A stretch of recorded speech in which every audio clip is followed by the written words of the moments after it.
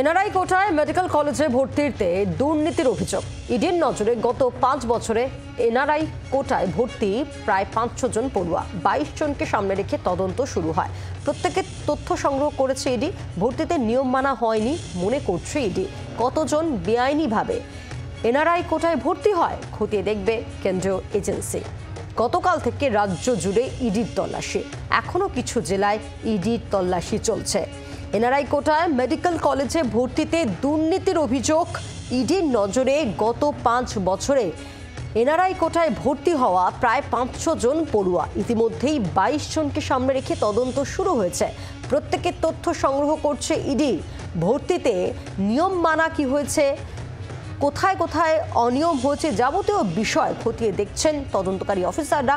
কতজন বেআইনিভাবে এনআরআই কোটায় ভর্তি হয় খতিয়ে দেখবে কেন্দ্রীয় এজেন্সি। গতকাল থেকে রাজ্য জুড়ে ইডির তল্লাশি, আজও কিছু জেলায় ইডির তল্লাশি চলছে। নান্টু হাজার রয়েছেন টেলিফোনের প্রতিনিধি। নান্টু, আজও বেশ কয়েকটি জায়গায় ইডির এই তল্লাশি চলছে, আপডেট কি? দেখো, তোমাকে জানিয়ে রাখি যে ইডির যে অভিযান গতকাল সকাল থেকে ভোরবেলা থেকে শুরু হয়েছিল এবং কলকাতা সহ রাজ্যের বিভিন্ন জেলায় এই অভিযান শুরু হয়, কিন্তু গতকাল বেশ কিছু জায়গায় অভিযান শেষ হলেও এখনো পর্যন্ত কিন্তু জেলার বেশ কয়েকটি জায়গায় সেই অভিযান এখনো পর্যন্ত চালানো হচ্ছে।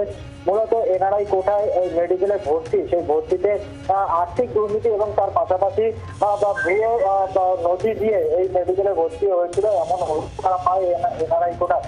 এবং ইডি সূত্রে আমরা যেটা জানতে পারছি যে গত 5 বছরে এনআরআই কোটায় মেডিকেলে ভর্তি প্রায় 500 পড়ুয়া।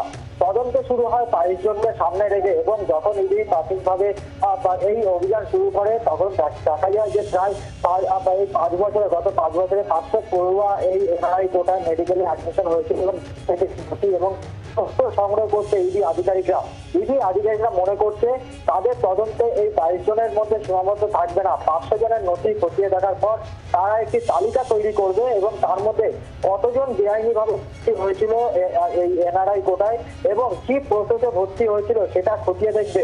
এবং ইডির যেটা সূত্রে খবর যে এখনো পর্যন্ত প্রচুর নথি পেয়েছে ইডি, এবং যেগুলো দেখে ইডি মনে করছে যে এই যে অ্যাডমিশন প্রসেস, অর্থাৎ এনআরআই কোটায় যে অ্যাডমিশন হয়েছে সেটা নিয়ম মেনে হয়নি, এবং সেক্ষেত্রে দাঁড়িয়ে ইডি আধিকারিকরা এই যে যারা এনআরআই কোটায় ভর্তি হয়েছে তাদের তথ্য সংগ্রহ করছে। এবং যেটা ইডি সূত্রে খবর যে এই সমস্ত নথি, সেই নথিগুলো তারা খতিয়ে দেখে তাদেরকেও জিজ্ঞাসাবাদ করা হচ্ছে এবং কত টাকা দিয়ে এই অ্যাডমিশন হয়েছে এবং তার পাশাপাশি কার মাধ্যমে এই অ্যাডমিশন হয়েছে সেই বিষয়গুলো কিন্তু খতিয়ে দেখা হবে। এবং প্রয়োজন হলে এই যারা এই 500 জন যে পড়ুয়া এখনো পর্যন্ত জানা যাচ্ছে তাদেরকেও কিন্তু তাদের কাছ থেকেও এই তথ্য নিতে পারে, তাদেরকেও জিজ্ঞাসাবাদ করতে পারে বলে এমনটাই আমরা এই বিষয়তে জানতে পারি।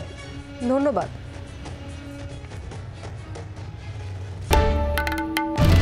বাংলার আওয়াজ, বাঙালির আবেগ, জি 24 ঘন্টা।